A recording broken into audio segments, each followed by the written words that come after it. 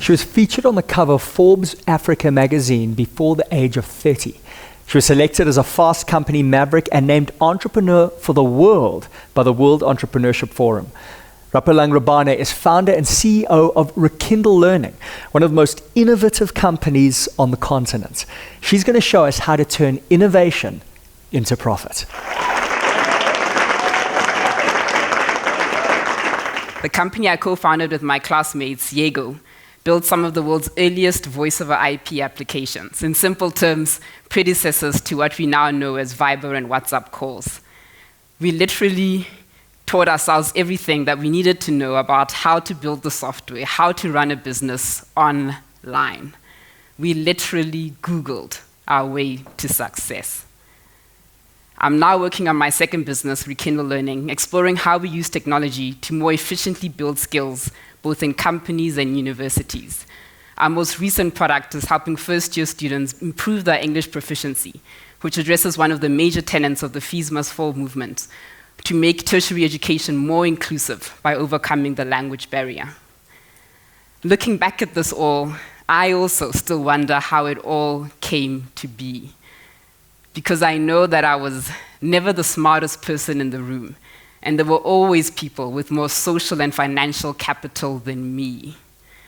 So in trying to understand the relevance of my story, the purpose of my journey, I'm confronted with the simple truth that the way we understand how value and success is created in the world today is changing.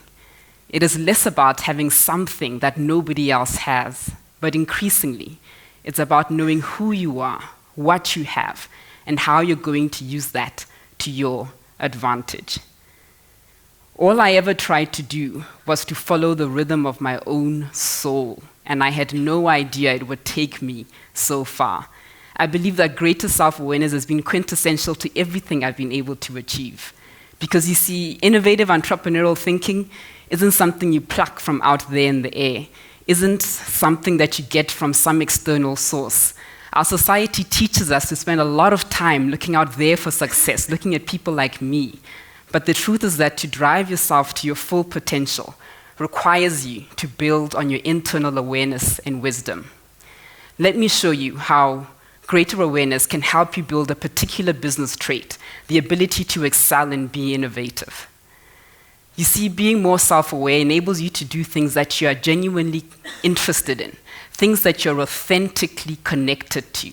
And that authentic connection is the crucial thing that enables you to tap deeper into an issue, to see new innovative angles to a problem, deeper than anybody else, so that you can gain insights or aha moments that ultimately deliver competitive business advantage. Renowned investor and entrepreneur of Silicon Valley, Paul Graham, said, "If you look at the way successful founders have had their ideas, it is generally the result of an external stimulus hitting a prepared mind."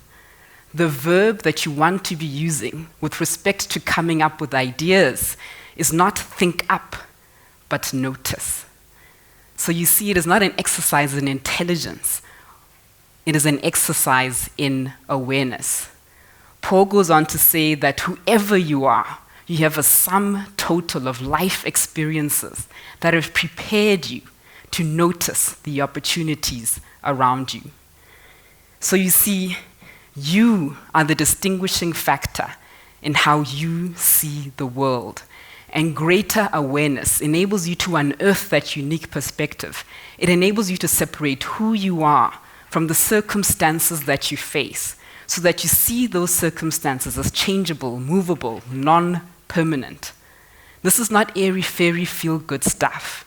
This mindset is the primary source of value creation and competitive advantage today. I believe that every person has the internal wisdom to be able to create value. And in these turbulent socioeconomic times, this is a critical realization for every person, for every employee. Because in the absence of believing that you personally can create value, you fall into a terrible mindset out of the necessity of your own survival, you end up believing that value is given through donations, grants, entitlement, undue favor. Or worse yet, you end up believing that value is taken through force, aggression, theft, fraud, corruption. And the world can ill afford these views. The inside of innovation and entrepreneurship is that you have the internal wisdom. You are the innovation. Thank you. Rapelang, welcome to Gurus. Thank you. I thought only Steve Jobs could be innovative and Bill Gates and Rapelang. I didn't realize we all could. Can we? Oh, we can. Can we? We can. I think we're going to see a huge wave in the world where lots of young people are going to use that experiential wisdom, that internal wisdom that they see from being in the circumstance of the problem to come up with innovative solutions. And I didn't necessarily know this was entirely possible, but I remember earlier days in the beginning of our first business, I watched a talk by one of the Skype founders, and I asked him a question about why they were not doing voice over IP on cell phones. And he implied that it wasn't relevant and it wasn't important. And I thought, wow, that is the value of perspective. It's because you're not sitting in a third world environment with no bandwidth and not sitting on your computer. You wouldn't imagine that the cell phone should be the primary place to do calls. And you saw that. And in fact, you used that insight in your own business. That's how we started that first business. Isn't that beautiful? And I love this idea of awareness. There is this notion, Kevin Dunbar was one of the pioneers of innovation research. When we think it's this one scientist staring under a microscope, but what he found in his research was that kind of took the big brother approach to innovation, put all these cameras around a laboratory, found that the best ideas came when people were connecting, talking, sharing, listening to one another. Yes, right? yes, definitely, definitely. I think, and I work with a lot of young entrepreneurs or people running projects trying to come up with ideas. And I try to discourage them from, coming up with the smartest sounding thing, looking at what's happening in the industry and what's the most popular or fashionable thing. I'm like, that's not going to be relevant. Let's look at the journey you've traveled, where you've lived, how you've lived, the things you've seen, because that experience is the thing that brings you your unique insights. And that's entrepreneurship, isn't it? Yes. I mean, you actually see the crossroads between entrepreneurship and innovation. I think it was Thomas Edison who said, I never patented or invented anything that I didn't think of in terms of solving some problem that I'd identified. Exactly. So, I mean, that's why they say, trouble and difficult things is the mother of all innovation. Right. So you've got to relish those tough experiences. And I think often, given the circumstances that so many young people grow up in, and they get into a job or start working there, as soon as possible they want to divorce themselves from all of that prior history and move up in the world. Whereas you're divorcing yourself from your unique perspectives. You're divorcing yourself from your quintessential value. That is so important, isn't it? Because critical. And sadly, the corporate world tends to do this, isn't it? I've got my position, I've got my cubicle, I've got my job description, and now I follow through and I pick up my salary at the end of the month. And we forget where we came from. We don't want to think about it, whereas you've probably got insights that other people in that room don't have. So how do we stimulate that kind of innovative thinking? I mean, we hear about Google where at some point they were providing, I think, a day a week where you could just... they still do that. Do they still do that? Yes. Where you can then just spend time working on projects, 90% of which will not come to fruition. Yes. But it's that 10% that could be the game changer. Those ecosystems are pretty critical. And a couple of South African companies, I think, have done well to incentivize young people to come up with ideas. And if you come up with an idea, you can share in the upside and things. But outside of the ecosystem, I think we've got much more work to do on the psyche. Because if you don't fundamentally believe that, you think of these things and you brush them aside because it doesn't seem important or it's not appropriate right now or there's more important things to do, instead of tuning into those questions, into those curiosities, until you start recognizing that these things that keep coming to you are your sources of insight. And if you're not feeling confident in yourself, you probably just brush them aside and defer to someone who sounds smarter. Right. That's the real challenge that we're facing. Like us, the gurus. And that is something, and I'm passionate about this show, but for me, the concept of gurus is that there's a guru inside every single one of us, 100%, right? There is 100%. genius inside every single one of us. And I think your point is, sometimes you've just got to give people permission to unleash that genius. To say, you know what, you've got great ideas because you're a living human being having experience. Exactly. Share them because those ideas can benefit others. There's people that have the same problem you have. 100%. And that lack of confidence, that's absence of belief that you have those insights and can act on those things to create value is the biggest challenge we face today. So how do we meet that challenge? I wonder. How do we? But this is why I keep talking and I keep trying to tell people, but sure, it's tough. Well, you got an audience. Yeah, you got an audience. But tell this audience, tell us, Rapelang, what do we do to cultivate this ethos in our schools, in our workplace, in our world?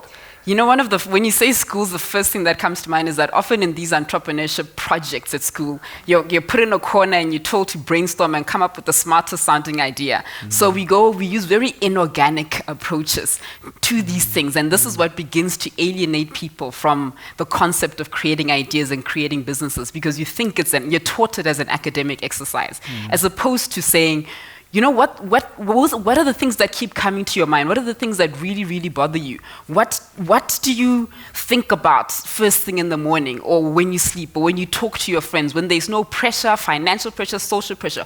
What are you drawn to? Those are the things that you might want to start exploring more. So I think our whole approach, even in MBA schools, is still too mechanical.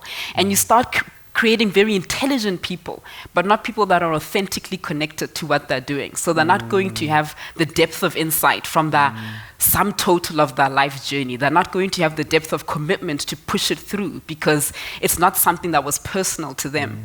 So I would say that's the philosophy we have to attack most. It's not an academic, mechanical exercise. So we've really got to get people out of the school environment. And you mentioned fees must fall. I mean, one of the things that I think is so tragic is that people think that is the key to success in adding value. But we know some of the greatest entrepreneurs in the world, the world's run by dropouts, right? Bill Gates, Zuckerberg, Larry Ellison. These guys didn't sit waiting for somebody to shove a syllabus down their throat. They went, darn it, there's a real issue here I need to solve. And interesting how money wasn't the motivator, right? The Not Google guys they wanted to sell Google for $1 million. Exactly. They would have, if had somebody given them $1 million, they would have done it. They said, great, now we can do what we love. Yeah, they were motivated by a belief that the world should be a certain way. And those are the things that can drive you and carry you for years. And that is what is going to change the world. And that is what we need in Africa, right? We have 1.1 billion opportunities, 1.1 billion people to come up with great ideas